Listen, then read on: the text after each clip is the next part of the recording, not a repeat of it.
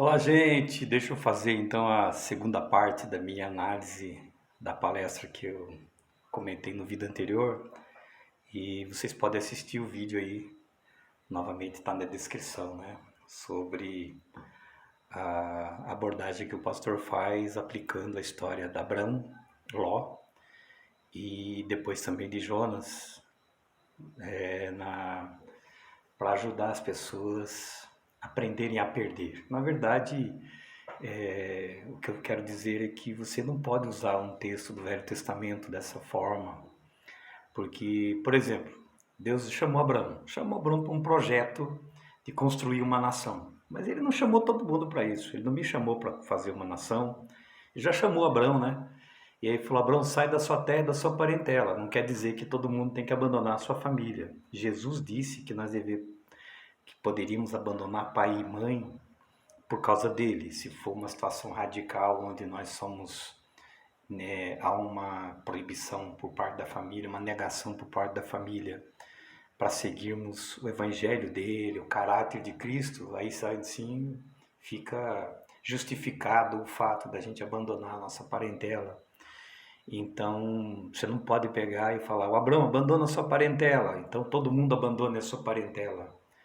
Você não pode pegar e falar para o Abraão, Abraão, deixa o Ló para trás, e quer dizer que você tem que deixar todo mundo que está atrapalhando você para trás. Isso não é evangélico, né? O evangelho, ele diz o contrário. Se você leva uma oferta no altar e lembra que alguém tem algo contra você, você volta lá e pede perdão e se humilha e, e aí você toca a vida para frente. A situação de um abandonar e deixar alguém para trás é muito radical. O próprio apóstolo Paulo cita nas cartas que ele pediu para tirar alguém da igreja que estava praticando incesto. Mais tarde ele pede, não, reconheça, traga essa pessoa de volta, afinal de contas ela se restaurou e começou a sua vida correta diante de Cristo, dentro dos evangelhos. Então você não pode usar textos do Velho Testamento e criar essa interpretação aplicando para mensagens para nós. Há textos no Novo Testamento que nos ensinam que nós devemos deixar para trás e é saudável a cura. Se num caso extremo você se separou do seu marido, da sua esposa, você precisa recomeçar a sua vida, é saudável que você recomece sim, que você cure, que fique apenas as lembranças boas, que não haja mágoa, rancores, que haja perdão, e que você cure o seu coração para você continuar a sua vida aqui, para você. O ideal era você continuar casado com aquela pessoa. Mas se não foi possível, que você cure, que você continue, mas não dá para usar o texto de Abraão, de Ló, muito menos o texto de Jonas, porque Deus não chamou todas as pessoas para serem evangelistas e missionários e falou, olha, você está aí nesse navio e é você que está fazendo esse navio afundar. Uma outra questão que precisa falar nesse texto é o seguinte: quem te deu a procuração de Deus para você julgar? Quem de nós é capaz e tem o poder de julgar? Todos nós achamos, numa análise simplista e egoísta da vida, que num casamento quem está errado é outra pessoa, por exemplo. Ela que está afundando o barco e não você. E isso é julgamento. Isso aí é só Deus que pode fazer. Então nós achamos que o outro é culpado. Vamos pegar um exemplo prático que acontece muito. Você está casado, você é uma mulher crente, você está casado com um marido que não serve a Deus e é alcoólatra. E você chega à conclusão que ele é o Jonas, que ele é o Ló. E nós temos que descartar. Você precisa descartar, você precisa abandonar esse marido para que o barco não afunde, para que você tenha prosperidade, para que você tenha alegria, tenha sucesso. Mas será que é assim mesmo? Será que Deus não deu essa cruz para você carregar? E Jesus falou assim: olha, se alguém quer vir após mim, tome a sua cruz e siga-me. Será que você está agindo de forma sábia com este bêbado, com esse alcoólatra? A gente sabe que a pessoa bebe porque ela está fugindo de problemas, ela está passando por situações angustiantes e talvez você, que é a mulher crente, esteja fazendo com que ele beba um pouco mais. Vou citar um exemplo. Ele chega bêbado em casa e você então desce a lenha nele, critica, você é um fracassado, um bêbado, eu não quero saber de você, não chega perto de mim. E ele, todo machucado, faz o quê? Bebe mais. Bebe mais. E você fala para ele, eu só quero você se você se converter e parar com isso. Como se você fosse Deus e fosse melhor que ele. Mas ninguém é melhor que ninguém. E talvez você não tenha a força de Deus necessária, nem a capacidade, nem a sabedoria de ajudar esse marido que um dia não era alcoólatra. Senão você não teria casado com ele. Se você casou com ele já era alcoólatra, então você já sabia pelo que você ia passar. E você não pode simplesmente descartar, porque ele é o peso, ele está atrapalhando você. Você não... você tem que procurar diante de Deus sabedoria, conhecimento, entendimento para ajudar este marido bêbado, para ele abandonar o álcool. Talvez seja faltando um pouco mais de carinho. Só isso que ele quer. Talvez ele esteja chamando atenção. Talvez ele se sinta mesmo um fracassado. E cada vez que você diz a ele que ele é fracassado, ele bebe mais. Então, assim, vou citar um outro exemplo prático. Muitas famílias têm filhos que acabam se perdendo no mundo das drogas. E aí, Jesus conta a parábola do pai que teve um filho que se perdeu. Mas o pai nunca quer que o filho fique perdido. Ele quer reencontrar esse filho. Você não pega simplesmente um filho e abandona. Somente em último caso, num caso desesperador, infelizmente você vai precisar amar esse filho até o final.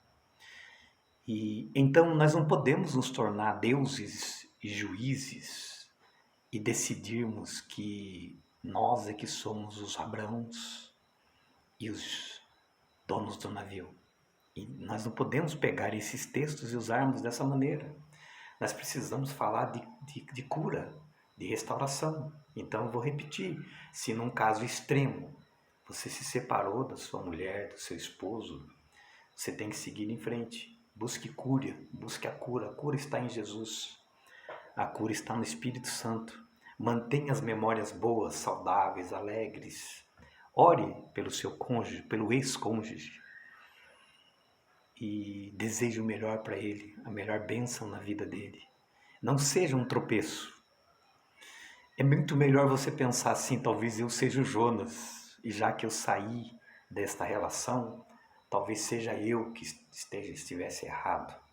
Porque nós também corremos o grande risco, é muito comum isso, de nós repetirmos as mesmas histórias. Nós deixamos um relacionamento, começamos um outro, mas nós não mudamos. Nós continuamos os mesmos, com os mesmos sonhos, ilusões, fantasias na nossa cabeça, que não nos leva a nada e nós não enxergamos a realidade e não a vivenciamos. Então, infelizmente, esta pregação foi equivocada, eu fui pesado. No vídeo anterior, sim, fui. Mas essa pregação é bem equivocada usando esses textos. E nós não podemos agir de forma iníqua, jogando fora alguém do barco simplesmente porque ele está passando por uma fase difícil. Talvez uma fase de angústia, talvez uma doença, uma fase de depressão. Nós não podemos abandonar, nós somos cristãos, nós devemos amar, perdoar, restaurar. Nós precisamos aprender a ter paciência. O amor tudo suporta, o amor é paciente, mas o amor de hoje é um amor egoísta, narcisista.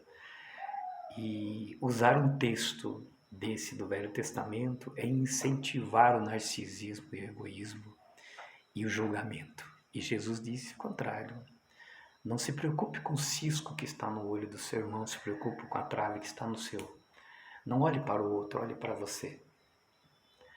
Pergunte para você, pergunte para Deus, quem sou eu na relação? E se infelizmente, estou falando infelizmente porque é muito infeliz isso, a relação tenha se rompido e você tem uma perda, perdeu seu filho, perdeu seu esposo, perdeu seu pai, perdeu seu emprego, cure. E realmente talvez seja para o melhor, e talvez não. Talvez você não seja o Abraão, e a perda do Ló tenha favorecido você. Talvez você seja o Ló, E você vai morar numa cidade pervertida que vai ser queimada. Pense nisso, que talvez você não seja o capitão do navio, talvez você seja Jonas, que está fugindo também. E a separação não vai trazer coisas boas para você, talvez traga mais aflições ainda. Mas no meio de todas as aflições, de todas as dores, existe uma paz que excede todo entendimento, que é dada pelo Senhor Jesus, que pode guardar as nossas mentes e corações. Pode curar o coração, pode limpar a nossa mente e pode nos dar uma visão de futuro.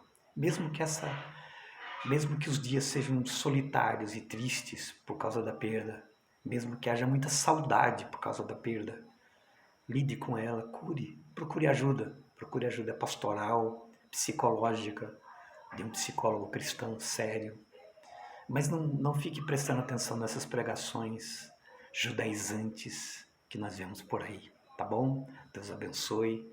É a minha humilde contribuição nessa questão. Talvez no futuro eu fale mais algumas coisas sobre interpretação da Bíblia, que eu acho que há muito equívoco hoje nessa área, né? Mas um abraço para você que está assistindo, que Deus te abençoe e cure qualquer perda. Cure, limpe o sótão da sua mente e o seu coração, que estejam limpos, limpos. Não guarde os rancores, os ressentimentos, guarde as coisas boas. Mesmo que você não seja Abraão, mesmo que você não seja o capitão. Combinou, né? Rimou? Tá bom? Beijo.